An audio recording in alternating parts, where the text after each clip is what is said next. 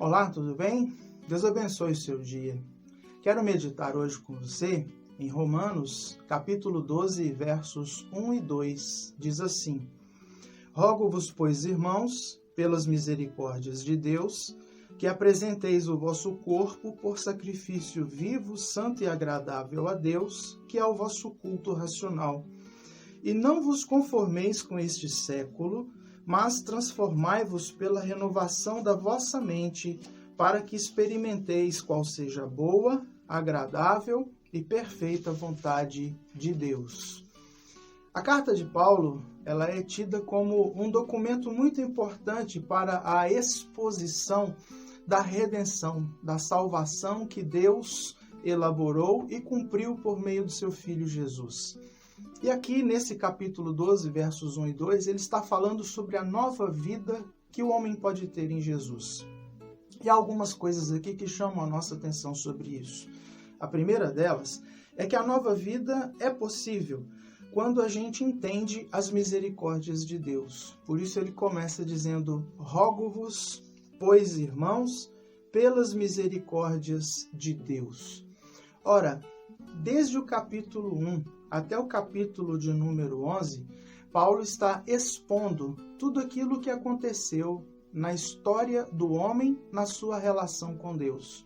Ele fala que Deus nos criou para ele, mas diz também que o pecado se estabeleceu nessa relação e que por isso mesmo todos pecaram e destituídos foram da glória de Deus e que o salário do pecado é a morte. Portanto, ele nivela todos os homens numa relação de condenação e inimizade diante de Deus por causa do pecado, condenados à morte. Mas depois ele vai mostrando tudo aquilo que Deus fez pela nossa redenção e vai mostrando como por meio de Cristo o Senhor nos resgata de toda esta maldição. Ele diz no capítulo 5 que nós estamos justificados pela fé por meio de Jesus Cristo, nosso Senhor. Ele diz no capítulo 8 que o Espírito Santo de Deus testifica com o nosso espírito que podemos ser filhos de Deus. Ele fala no mesmo capítulo 8 que hoje nós temos Jesus intercedendo por nós diante do Pai. E diz inclusive que ninguém mais pode intentar acusação contra os eleitos, os escolhidos de Deus, e que nele, em Jesus, somos mais que vencedores. E dessa maneira, Paulo vai expondo até o capítulo 11 a beleza da salvação, mostrando como Deus, de maneira graciosa e misericordiosa, providenciou em Cristo salvação para nós. E como o Espírito derramado convence o homem do pecado, da justiça, do juízo, conduzindo-o a Jesus para que ele possa ser salvo pela graça mediante a fé. Bem, ao final do capítulo 11, ele explode num hino de louvor e gratidão, falando da profundidade da riqueza, da sabedoria e do conhecimento de Deus. E à luz de tudo que ele expôs, é que ele diz: Rogo-vos, irmãos, pelas misericórdias de Deus. Pois é, quando as misericórdias de Deus começam a ser enxergadas por nós, a nova vida começa a se estabelecer. Começamos a ver quem é Deus e qual é a sua intenção. Mas aí vem um passo seguinte. Paulo diz que a nova vida se estabelece quando a gente apresenta o nosso corpo por sacrifício vivo, santo e agradável a Deus, que é o culto racional.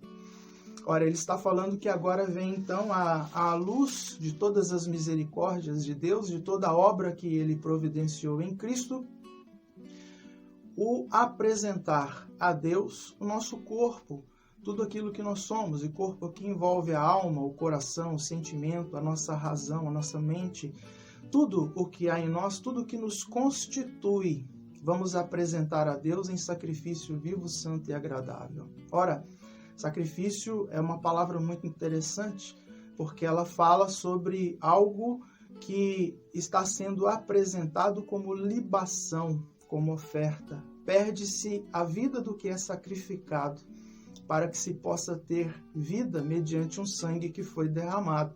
A palavra sacrifício nos faz lembrar do cordeiro que era sacrificado no altar e seu sangue aspergido para a remissão de pecados. Toda esta simbologia apontava para Jesus e para o sacrifício que ele, o Cordeiro de Deus, fez na cruz ao morrer em nosso lugar.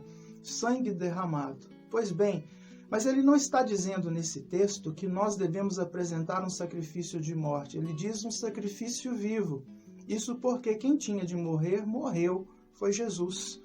E agora, porque ele deu a vida dele em resgate da nossa, nos apropriamos desta vida bela, santa e perfeita que ele, Jesus, conquistou para nós. Daí o apresentar o nosso corpo. Nada mais é do que assentir ao convite que Jesus nos fez. Vinde a mim, todos vós que estáis cansados, sobrecarregados, oprimidos, eu vos aliviarei. Aquele convite que ele fez: se alguém quer vir após mim, negue-se a si mesmo, tome a cruz e me siga. Ora, Jesus está nos chamando a entregar a ele tudo o que nós somos, tudo o que nós temos, para poder abraçar algo maior, que é a nova vida que ele providenciou para nós. E esse é um sacrifício vivo, santo e agradável ao nosso Deus. Mas há uma outra coisa sobre a nossa vida aqui. A partir do momento que somos de Deus e que nos apropriamos da nossa vida, não nos conformamos mais com este século. Quem faz bolo sabe, bate-se a massa e depois coloca-se numa forma. Se a forma é quadrada, o bolo sai quadrado. Se é redonda, o bolo sai redondo, porque o bolo se conforma com a assadeira. Pois é, nós não podemos mais nos conformar com este século. A palavra de Deus nos diz que o mundo jaz no maligno, e diz que o Deus desse século é aquele que cega o entendimento dos homens para que não se resplandeça a luz de Cristo no coração daquele que precisa ser salvo. Então, ele está dizendo que a gente não se conforma mais com este século, com as situações elaboradas pelo inferno, pelo pecado, pela corrupção, mas nós buscamos agora uma vida de santidade, uma vida por meio desse culto agradável, culto racional, elaborado para a honra e glória desse Deus que produziu em Cristo nova vida para nós. E uma terceira coisa que ele diz sobre a nossa vida é que, além de não nos conformar com este século, dia após dia, em Jesus nós vamos nos transformando pela renovação da nossa mente. Paulo diz que a gente passa em Jesus a ter uma nova mente, a mente de Cristo. Nossos valores mudam, os nossos princípios são alterados. E a gente quer viver agora para a glória de Deus e para sermos cada vez mais parecidos com Jesus, o nosso Senhor.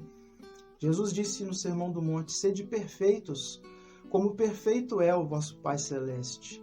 E é isso que a gente quer, essa transformação que nos leve cada dia a ser novas criaturas, pessoas cada vez mais santas, perfeitas, como perfeito é o nosso Pai Celeste. Isso é bom e agradável a nós? Não, queremos o pecado, mas isso é bom e agradável perante Deus, que nos proporcionou tão grande salvação por meio do seu Filho Jesus. E assim é a nova vida, algo que Deus mesmo elaborou, que Cristo Jesus proporcionou para nós ali na cruz do Calvário e que é aplicado ao nosso coração pela ação do Espírito que nos foi derramado. E aí, você já tem a nova vida? Que Jesus Cristo possa ser seu Senhor e seu Salvador. Deus te abençoe. Vamos orar? Senhor, muito obrigado pelo esclarecimento da Tua Palavra e pela nova vida que temos em Jesus. Abençoa a vida daqueles que nos ouvem e que todos possamos ser transformados pelo Teu Espírito e termos Jesus Cristo como Senhor e Salvador da nossa vida. Abençoa-nos, dá-nos um dia, Deus, precioso e proveitoso na Tua presença. Oramos em nome de Jesus, o Cordeiro. Amém. Deus abençoe o seu dia.